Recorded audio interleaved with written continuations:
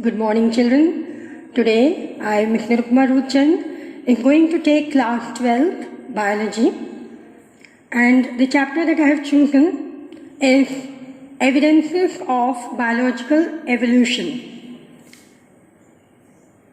Now, in the previous chapter, we have studied how life came into origin and how the living organisms came into existence. But without facts and records, nobody will accept this.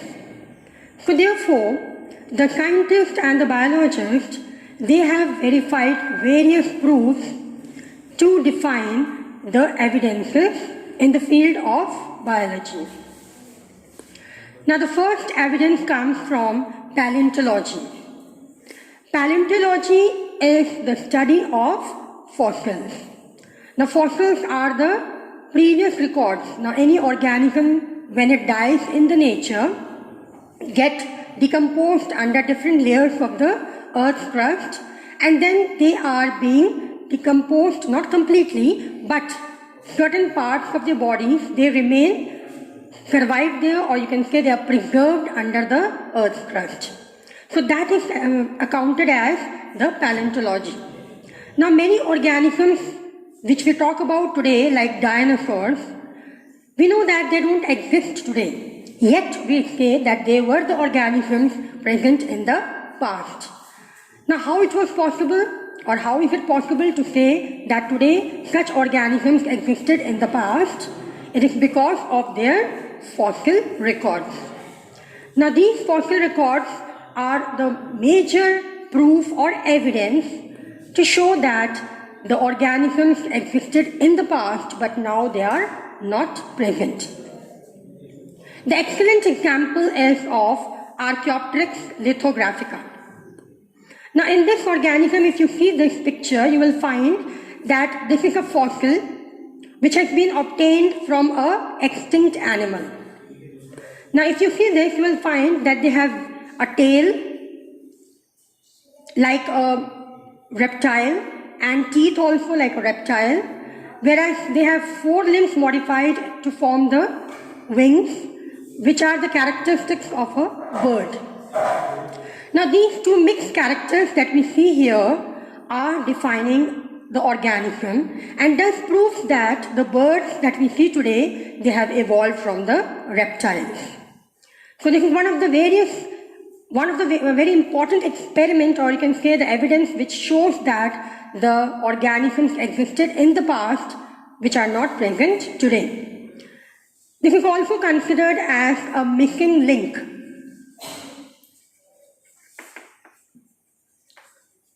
Now missing link means the organisms which existed in the past, they are extinct today, no one lives or survives in the surrounding today, but yes, they were present in the past. So these fossil records are one of the proof by which we can say that these organisms were there in the past.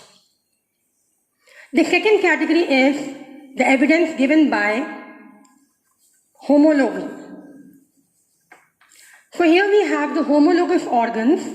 Now if you see the diagram, you will find here that we have the seal flipper, or the flipper of the seal, then we have the bird's wing, then we have the bat's wing, we have the horse leg, and the human arm.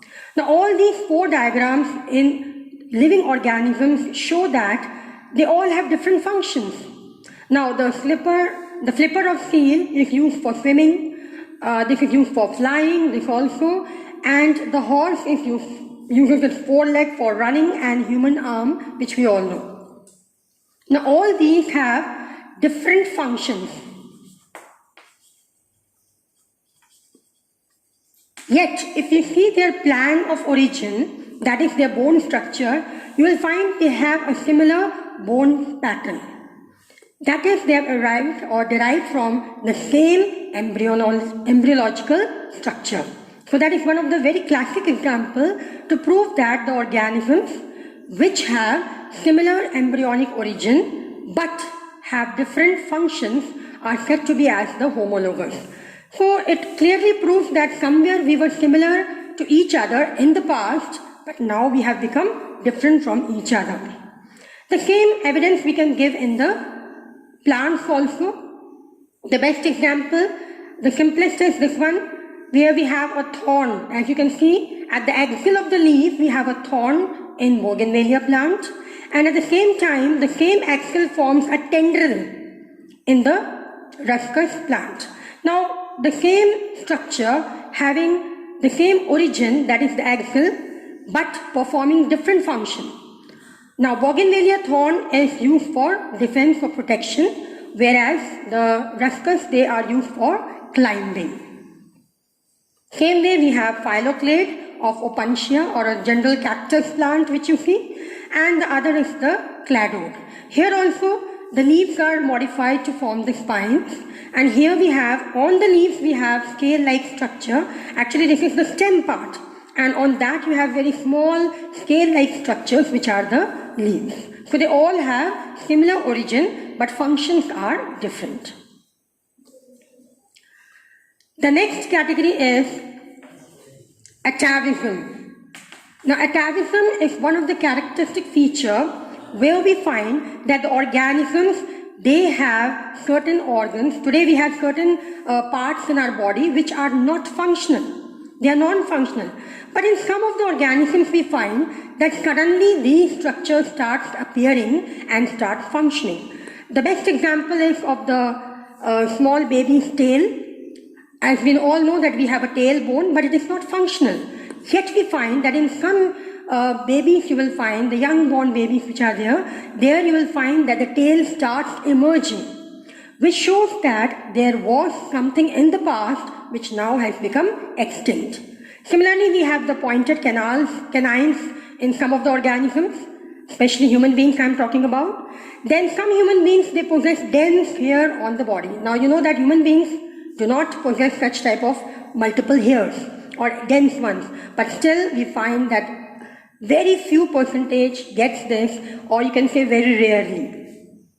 And then same way we have the extra pair of abdominal nipples which are being found in the human beings. Now these characteristic feature is also known as reversion.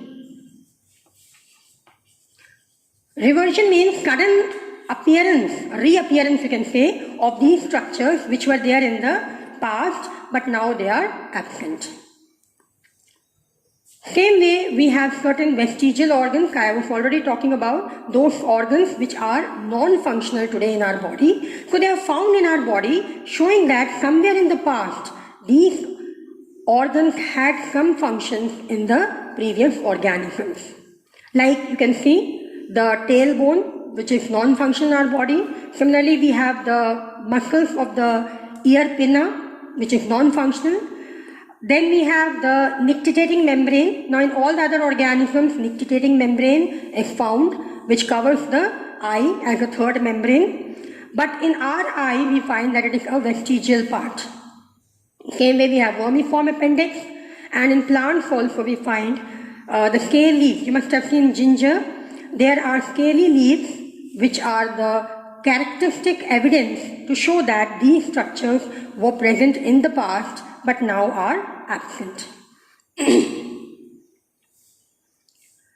The second category, the next category after missing link, homologous and atavism as well as the vestigial organs we find is the connecting link.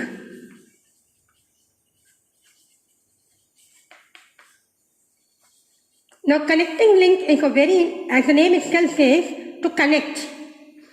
Now these organisms today that we see in the surrounding, they are a link between two different groups of organisms. The best example we can say is of bacteria, virus, so many are there in the environment, but according to the study of your chapter, you have the three examples given here.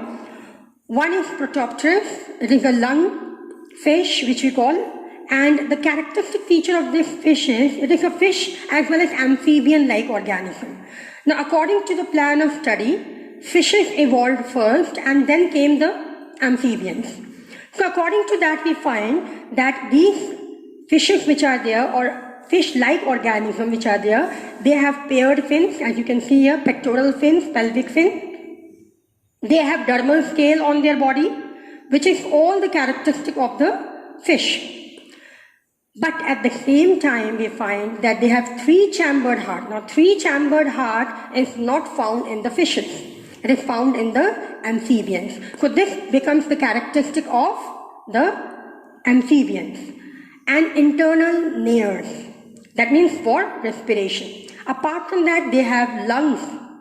Now, if you take the fishes, they have gills. But here we find that they have lungs for breathing. Same way, we have the example of this Tachyglossus, that is a spiny anteater, and another we have, that is the duck-billed platypus. Now, these two organisms are the mammals.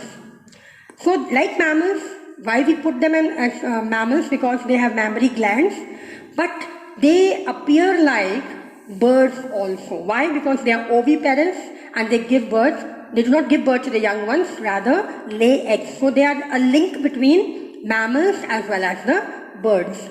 So we see here two organism example in which one is showing a link between fish and amphibians, and the other one is showing the link between the mammals and the birds. So these are the evidences which prove that somewhere we are connected to one another in the group. The next very characteristic example, as you can see, so many embryos are there. Now, if the names are not written below, can we say that which is the human embryo? Very difficult. So why? Because all have the same characteristic origin. The plan of origin or the structure is very, very similar. If you start from fish to salamander to turtle to bird to dog or to human, all have a similar pattern.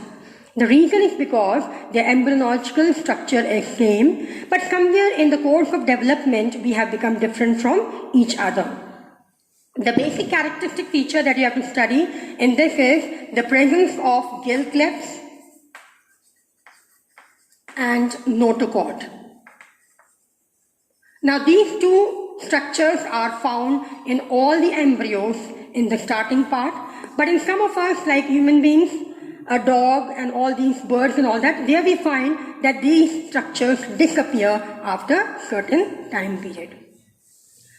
Now the next is the evidences from cell biology. As we know that we all have, right from bacterial cell to virus to human being, if we talk about, we all are made from DNA. So the basic unit of our cell is DNA.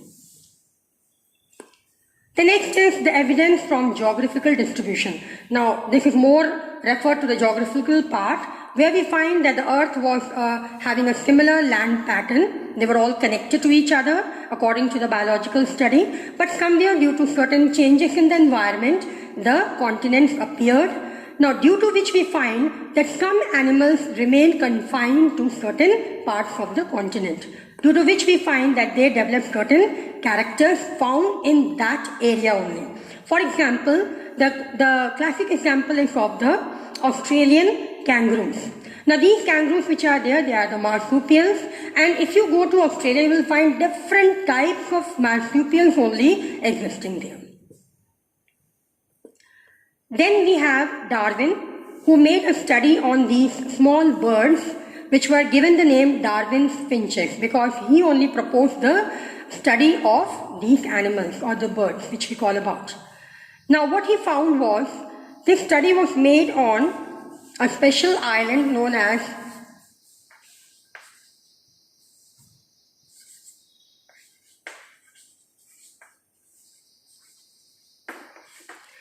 Now this is a chain of Galapagos, is a chain of 22 islands which were found in the Pacific Ocean.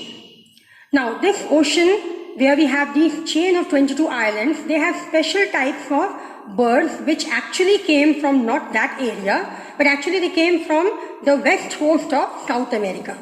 So they appeared from South America, from the west coast, and these had their own characteristic features.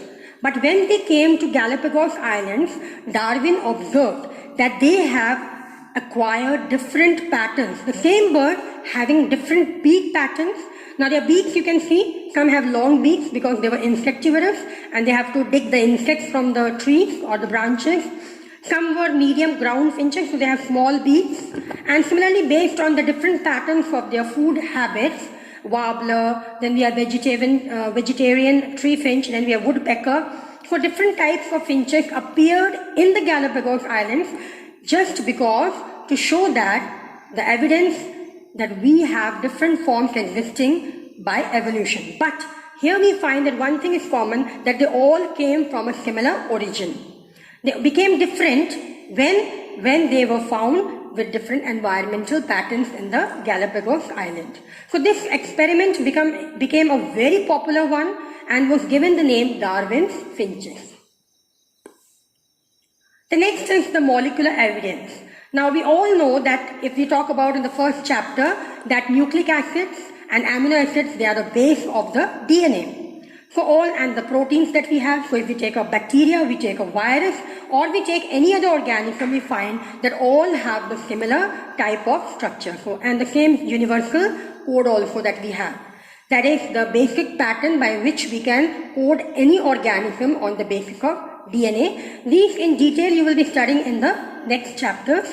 So here just remember this, that the organisms were available on the basis of the same pattern of nucleic acids, amino acids and their DNA. Then we have the adaptive radiation. That is the same that what we have done in the Darwin's finches. And what does it say? That the process of evolution of different species in a given geographical area, think about the Galapagos Islands, starting from a point and literally radiating to other areas of geography is called as adaptive. So they became adapted to that environment and followed, or you can say they absorbed so many different climatic factors and thereby changed themselves into different types. One of the best examples is the marsupial. I told you, you can see different types of marsupial forms in the surrounding. One is the quokka, then we have the kangaroos, then we have different types. All are the marsupials found in Australia. And the missing link that I have already talked to you in the first topic, that is on the basis of the fossil that we have talked about. So it is the extinct organisms which have the characters of two different groups of organisms. Now the basic thing in this is the extinct organism. They are not present today. Then the last is the evolution of horse. It's very important to know that the horse that are found today, they are of around 1.6 meter in height. But that is not the horse that was present in the past. In the past, if we see that they were hardly 40 centimeter in height. And they were known as Eohippus. Then they became Mesohippus, having 60 centimeter height. Then they acquired almost 100 centimeter height, that is Merychippus. And then we have Equus, that is the horse of today, or the modern horse. Now why their height and the structure changed? It is because of the difference in the adaptation according to the changes in the environment. The first is when they had only the four limbs, if you see, they had 4 digits. Then they had 3 digits at the hind limbs. Because they were grazing on the grassland, lush green grass was there. But then as the grasslands, they disappeared and the dry vegetation existed, so they had to hide themselves from their enemies, and therefore their digits started reducing, as you can see, and the result was that they started running fast. Because of the presence of those 4 digits, it was difficult for them to run. So the nature adapted them to have these 3 digits, and slowly and gradually we find that the digit starts reducing and they appeared as the bones. You can see splint bones here. So these are the ways we find that the horse or the modern horse arrived, or you can say evolved, from Eohippus to Mesohippus to Merychippus and then at last the Equus. So that is the end of the video session, and please mark all the diagrams are not important in this chapter, but please learn the definitions as well as attempt all the questions in your copy as they are given in your document file. Thank you.